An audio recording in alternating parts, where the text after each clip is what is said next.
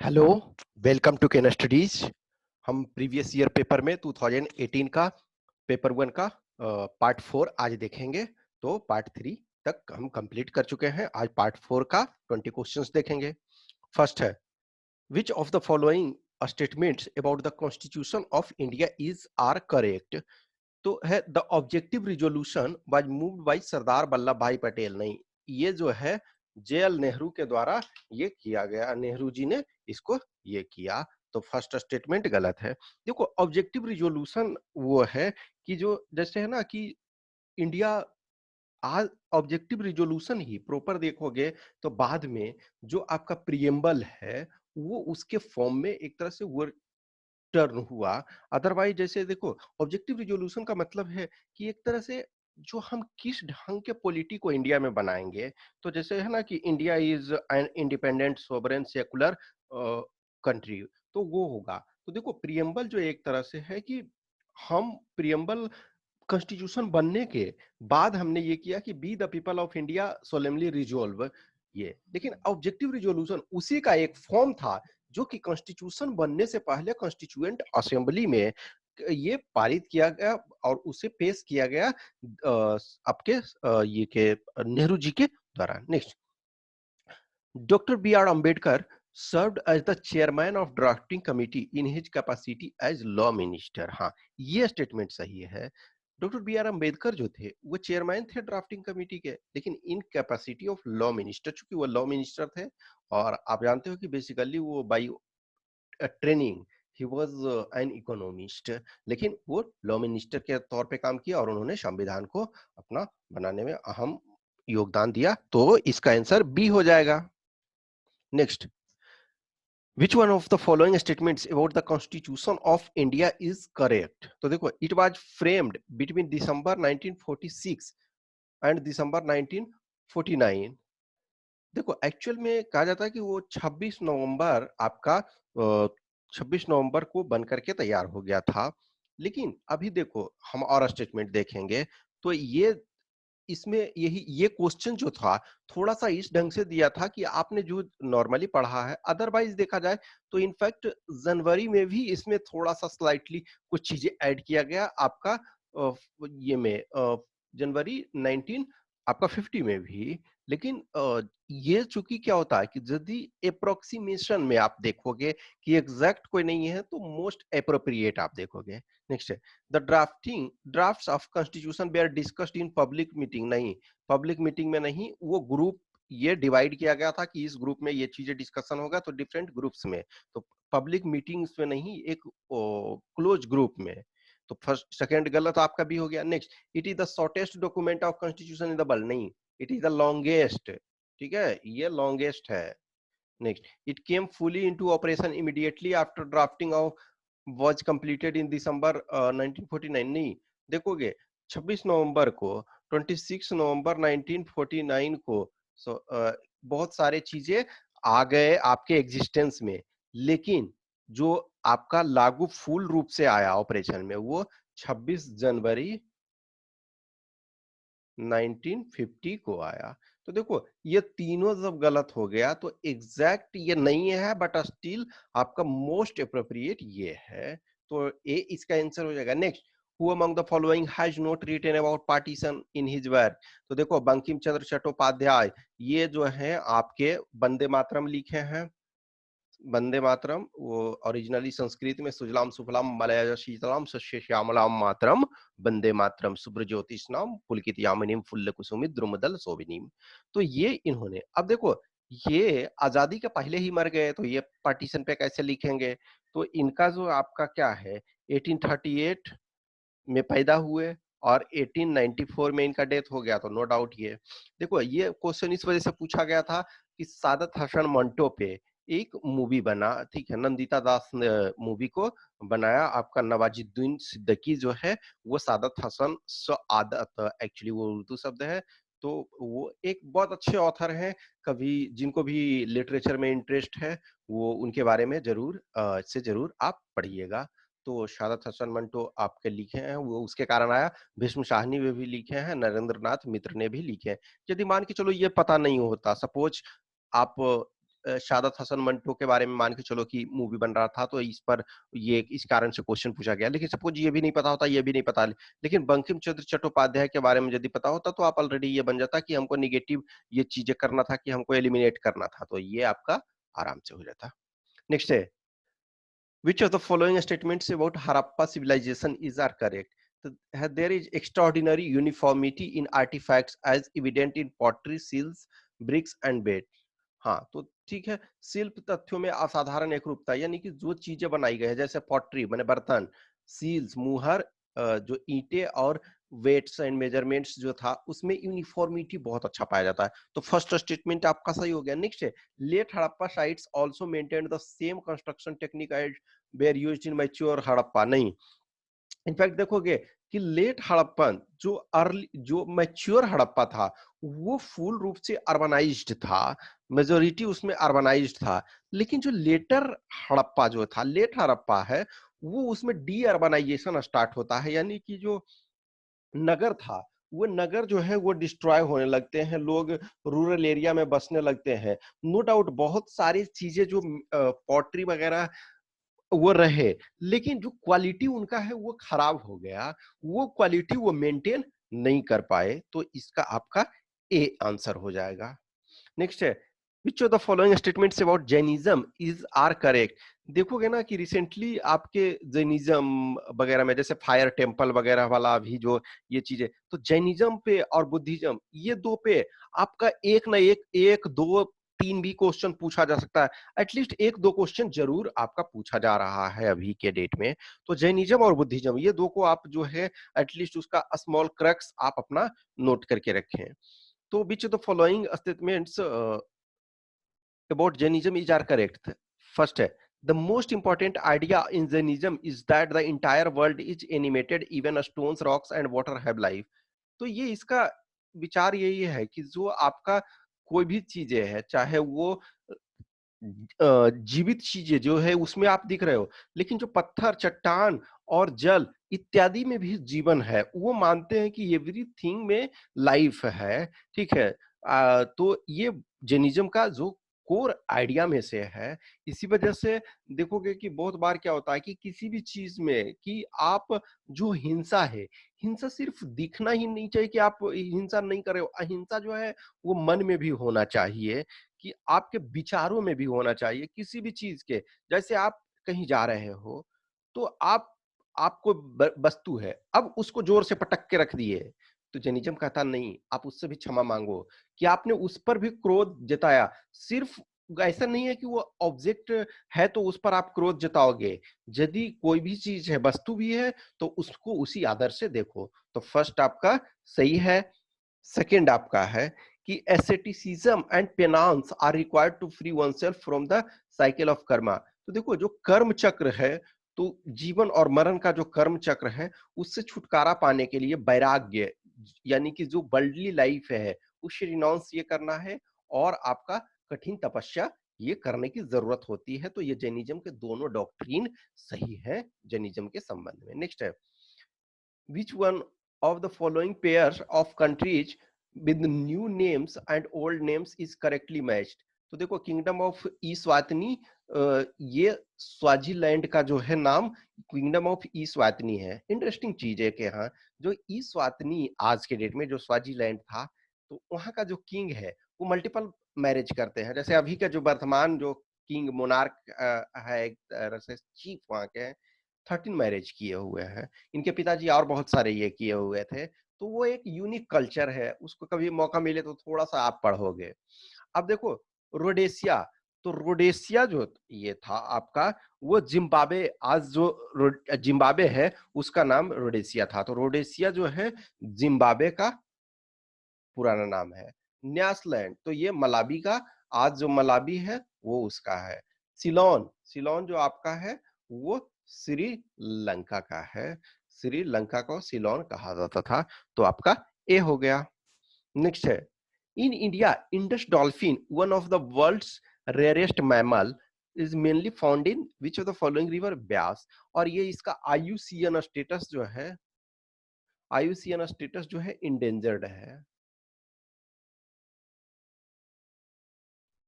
Next आपका है, who among the following cricketers has announced his retirement from international cricket in May 2018?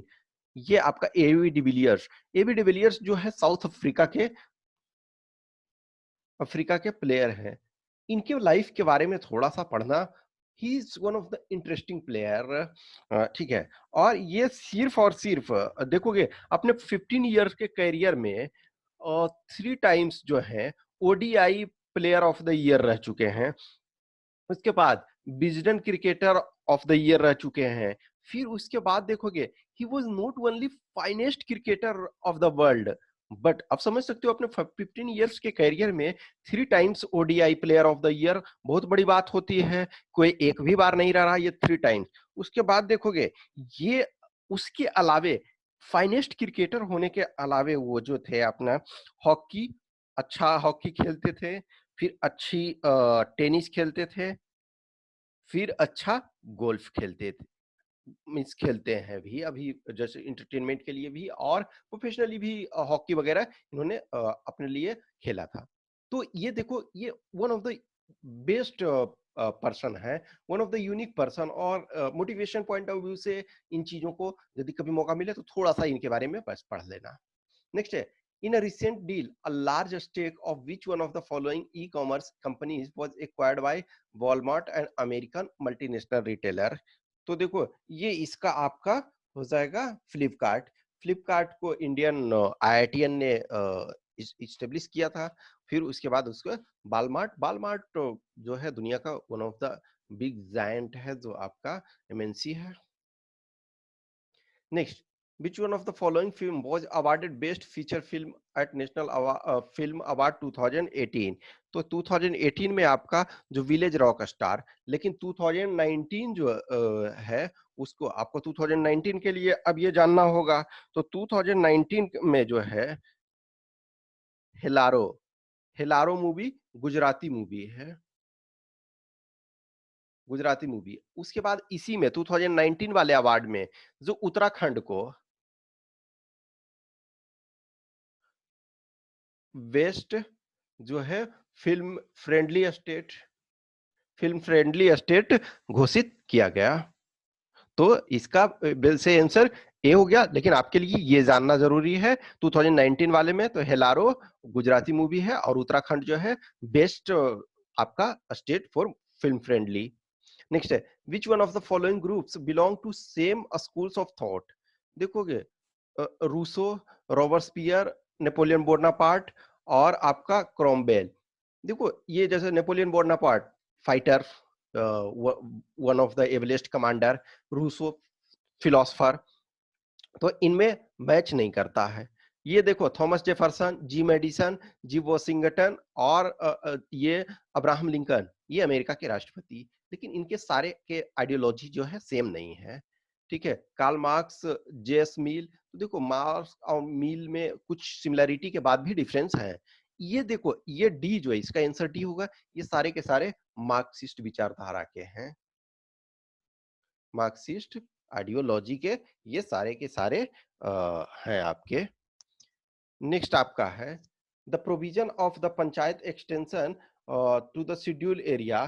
तो ये जो एक तरह से है इसमें ना ये आपका क्वेश्चन ये हटा दिया गया था, ये आपका क्वेश्चन हटा दिया गया था इस वजह से कि इसमें ये क्वेश्चंस गलत फ्रेम हो गया। जैसे इसमें देखोगे extends greater say to local tribal communities over common resources, हाँ ये भी सही है। Provides greater devolution of powers to schedule tribes, सही है अभी ये है।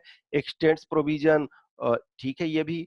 तो ये इसमें देखोगे कि bring schedule area under the better control, हाँ तो ये इसमें जो है कि ये क्वेश्चन ही फ्रेम गलत हो गया, इसमें बहुत ज्यादा ये सही ज्यादा है। ठीक है, तो ये आंसर ये क्वेश्चन ही हटा दिया गया था। Next, over which of the following the Lok Sabha and the Rajya Sabha held joint sitting to resolve their difference? तो देखो आर्टिकल 108 के तहत ज्वाइंट सिटिंग का प्रोविजन है। तो उसमें ज्वाइंट सिटिंग जैसे देखो ज्वाइंट सिटिंग जो होता है वो आपका ऑर्डिनरी बिल के लिए होता है, money bill as well as आपका कॉन्स्टिट्यूशनल अमेंडमेंट बिल इसके लिए नहीं होता है, क्योंकि मनी बिल में जो है लोकसभा जो है मेन डिसाइडिंग फैक्टर होता है, राज्यसभा कुछ भी कर दे, वो अधिक से अधिक डिले कर सकती है, लेकिन वो कुछ नहीं कर सकती। और जो आपका कॉन्स्टिट्यूशनल अमेंडमेंट बिल है, उसे जो है आपका इंडिविजुअल हाउसेस में पास होना चाहिए, उसके लिए ज्वाइंट सीटिंग का प्रोविजन नहीं है। तो देखो, तो उस लेकिन आर्टिकल 108 के तहत ज्वाइंट सीटिंग ऑर्डिनरी बिल के लिए है। तो इसमें डॉरी प्रोहिबिशन बिल इसके लिए भी किया गया था, बैंकिंग सर्विस कमीशन इसके लिए भी किया गया था, next prevention of terrorism bill POTA इसके लिए भी किया गया था। Land acquisition rehabilitation and resettlement के लिए नहीं किया गया था, इसके लिए नहीं किया गया था। तो 1 2 3 तो ये आपका ये सी हो जाएगा। और ये देखो, जो ज्वाइंट सीटिंग है, तो उसके स्पीकर जो हैं वो प्रेजाइड करेंगे, उसके स्पीकर नहीं है तो डेप्यूटी स्पीकर, डेप्यूटी स्पीकर भी नहीं है तो डेप्यूटी चेयरमैन ऑफ राज्यसभा, ठीक है, the deputy chairman of RS. तो देखो, ये राज्यसभा के जो चेयरपर्सन होते हैं, चेयरमैन होते हैं, वो जो होते हैं वाइस प्रेसिडेंट ऑफ इंडिया होते हैं। जैसे अभी एम वेंकैया नायडू हैं, तो चूंकि एम वेंकैया नायडू मेंबर नहीं है, लेकिन लोकसभा का जो स्पीकर होते हैं वो अपने आप में उनके मेंबर होते हैं। तो इस वजह से एक तरह से है कि चलो लोकसभा स्पीकर पहले ये प्रेजाइड करेंगे, यदि वो नहीं है तो डिप्टी स्पीकर, और यदि वो नहीं है तो डेप्यूटी चेयरमैन राज्यसभा के चेयरमैन नहीं, ठीक है। Next, which one of the following commissions has not examined the issue of removal of governor of a state? तो देखो, गवर्नर ऑफ अ स्टेट जो है एक तरह से ना, ये हमेशा से कंट्रोवर्शियल रहा है बहुत टाइम, और ये आज से नहीं, ये इसको एक तरह से आर्टिकल आपका 356 है, एक तरह से ना उसको रेड डेड लेटर एक तरह से अपने बी आर अम्बेडकर जी ने कहा था। लेकिन इसका मिसयूज बहुत, तो गवर्नर भी बहुत बार कंट्रोवर्शियल में आ जाते हैं कि कभी कभी वो चूंकि कुछ स्टेट गवर्नमेंट ये बोलते हैं कि सेंटर के एजेंट है, सेंटर के आधार पे काम करते हैं, तो कहीं ना कहीं जो रिमूवल ऑफ गवर्नर है, तो वो एक कंट्रोवर्शियल इशू रहा और डिफरेंट कमीशन ने उसका जिक्र किया। तो सरकारिया कमीशन, रंजीत सिंह सरकारिया जो कमीशन था, उसने क्या किया कि सेंटर स्टेट रिलेशन पे डिटेल गाइडलाइंस दिया, तो ये इसने भी जिक्र किया। ठक्कर कमीशन ये आपका आंसर होगा। तो ठक्कर कमीशन जो था, इंदिरा जो गांधी का असैसिनेशन हुआ था, उसके जांच के लिए ये किया गया था। तो ये आपका आंसर हो जाएगा, ये नहीं था। वेंकट चेलिया, एम एन वेंकट चेलिया, ये भी आपके देखो, ये सारे के सारे जो थे सुप्रीम कोर्ट के जज या चीफ जस्टिस कोई भी रह चुके थे। तो जैसे ठक्कर भी जो थे आपके, वो भी सुप्रीम कोर्ट के जज थे। एम एन वेंकट चेलिया भी चीफ जस्टिस ऑफ इंडिया रह चुके थे। तो वो उनके अध्यक्षता में अटल बिहारी वाजपेयी ने कॉन्स्टिट्यूशन का जो 50 इयर्स पूरा हुआ, तो उसके स्टडी के लिए कि क्या कॉन्स्टिट्यूशन जो चल रहा है वो राइट ट्रैक पे चल रहा है, वो राइट डायरेक्शन में मूव कर रहा है, तो उसके लिए M N Venkat Chelliah commission बना। तो उन्होंने भी गवर्नर के बारे में जिक्र किया। मदन मोहन पंछी, तो जो आपका सेंटर स्टेट रिलेशन है, तो एक तरह से जो सरकारिया कमीशन था, वो उसी को पंछी कमीशन ने इस पर पंछी और पुंछी दोनों आप बोल सकते हो, कुछ जगह पंछी रहता है, कुछ जगह पुंछी। तो मदन मोहन पंछी थे, तो इन्होंने, ये भी सुप्रीम कोर्ट के चीफ जस्टिस है, तो इनके अध्यक्षता में भी एक कमीशन का रिकमेंडेशन किया गया। तो इन्होंने भी ये इनफैक्ट देखो, गवर्नर के रिमूवल और ये पे इन्होंने सबसे पहले बोला, पंछी कमीशन का जो रिपोर्ट देखोगे उसमें तो सबसे पहले एक तरह से बोलता है, बोलते हैं कि ऐसा है कि सरकारी कमीशन को की रिपोर्ट को लागू किया जाना चाहिए, ठीक है। तो आपका ये नेक्स्ट जो सॉरी, हाँ, ये आपका 15 number, which one of the following is the correct combination of language included in the 8th schedule of constitution of India? तो 8th शेड्यूल में आपका 22 लैंग्वेज है। तो 22 लैंग्वेज में इसमें से आप जो देखोगे 3 डिफरेंट फेजेस में ये आपका लैंग्वेजेस को ऐड किया गया। तो इसमें जो आपका है संथाली, उर्दू, कोंकणी और मैथिली है, ठीक है। तो आपका ये हो गया। नेक्स्ट है आपका recently arm forces special power act was completely removed from, तो ये आपका ये मेघालय से है, ठीक है। तो ये आपका मेघालय हो जाएगा आंसर। अब ये देखो, arm forces special power act जो है 1958 में नागा रिबेलियन के लिए ये लगाया गया था नागालैंड में। तब नागालैंड और ये जो भी आपका जो हाईली ट्रबल्ड एरिया था, अभी भी बहुत सारे एरिया जो ट्रबल्ड है, तो वहां, और एक जो है जस्टिस जीवन रेड्डी कमीशन, जीवन रेड्डी कमीशन जो है वो आपका अपस्पा से रिलेटेड है। इन्होंने एक तरह से रिमूवल के लिए इसको ये कहा है, तो ये इसका आंसर आपका सी हो जाएगा, आपका Meghalaya. Next, 15th Asia media summit was hosted in may 2020 sorry 2018। तो आपका जो 15 मीडिया एशिया जो समिट था वो आपका न्यू दिल्ली में हुआ, लेकिन अब आपको जरूरत क्या है, 2019 या 2020 का। तो 2019 में जो था वो 2019 में आप क्या, ये आपका कंबोडिया में हुआ, कंबोडिया में। और उसके बाद कंबोडिया का एक तरह से यदि देखा जाए तो सियाम रिप प्रोविंस, जैसे हमारे यहाँ नई दिल्ली सपोज में हुआ तो वहाँ उनका इस प्रोविंस में। और 2020 का जो है, 2020 का नेपाल द्वारा होस्ट किया जाना ये था, लेकिन आपका चूंकि जो पेंडेमिक है आपका कोविड, उसके कारण ये नहीं हो रहा। तो देखो करंट में हम ट्राई करेंगे कि उस टाइप का जो चीज है उसका रिलेवेंस आपका हम लेटेस्ट से कर दें, लेटेस्ट से करने का, जैसे मूवी वाला भी था उसको भी हमने कोशिश किया, तो ऐसे भी हम ये कोशिश करेंगे। नेक्स्ट है, in India cars bearing black number plate with yellow lettering. तो ये जो आपका है commercial vehicle available on rent for self driving, जैसे example Zoomcar. Zoomcar एक कंपनी है, तो वो क्या करती है, रेंटल पे कार को देती है कि आप खुद ले जाएं और खुद उसको चलाएं। वो आपका लिमिट बना हुआ रहता है कि सपोज हमको 100 किलोमीटर चलाना है और 8 आवर्स रखना है, तो आपको इतना पैसा देना होगा। आप चाहो तो मंथली भी ले सकते हो, आप 5 डेज भी ले सकते हो, डिपेंडिंग ऑन आपकी रिक्वायरमेंट्स जितना है। मिनिमम 4 आवर्स के लिए आपको लेना पड़ता है, और ये जो भी डिपेंडिंग ऑन कि कौन सी गाड़ी लेते हो उस अनुसार ये आपका लगेगा। नेक्स्ट है, इन May 2018 who among the following was elected as the prime minister of Malaysia at the age of 19 yes so 92 92 years के एज में, तो ये महाथिर मोहम्मद। तो महाथिर मोहम्मद ये आपके 1 मार्च जो है 2020 को रिजाइन कर दिए, ठीक है। तो रिजाइन कर दिए, और जिस समय एक तरह से ये सर्विंग थे, तो ये वर्ल्ड के सबसे ओल्डेस्ट पर्सन थे एज ए प्राइम मिनिस्टर के तौर पे, यानी कि हेड ऑफ द स्टेट के तौर पे वर्क कर रहे थे। Next, in May 2018 bus services between which two places of India and Nepal was launch. तो ये अयोध्या और जनकपुर। इस 20 क्वेश्चंस के आंसर यहाँ दिए हुए हैं, और सिर्फ आपका जो पेशा वाला था वो 12 नंबर वो उसको हटा दिया गया है, बाकी के आंसर यहाँ दिए हुए हैं। Hope you enjoy this session. यदि कुछ भी क्वेश्चंस क्यूरी है तो आप कमेंट बॉक्स में डाल सकते हैं, या आप हमें व्हाट्सएप कर सकते हैं। जिनको भी टेस्ट देना है 2020 के लिए वो टेस्ट दें, और इसको लाइक करें, कमेंट करें और अपने दोस्तों के साथ शेयर करें, और चैनल हमारा सब्सक्राइब नहीं किया है तो सब्सक्राइब करें। Thanks for watching.